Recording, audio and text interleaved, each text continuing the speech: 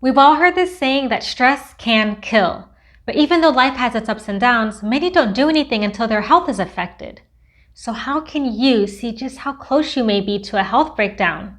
Well, one way is to take a life stress inventory test, which you can do right now from the comfort of your home. By the end of this video, you will total up your social readjustment rating, and based on that rating, you will either A, have a low susceptibility to a major health breakdown, B, have a 50% chance of a major health breakdown within the next 2 years, or C, have an 80% chance of a major health breakdown within the next 2 years. Hi, I'm Maddie Owens with I Am Fit and Fabulous. If you're new here, this channel is for women who want to learn healthy behaviors and empower themselves to create lasting changes in their lives.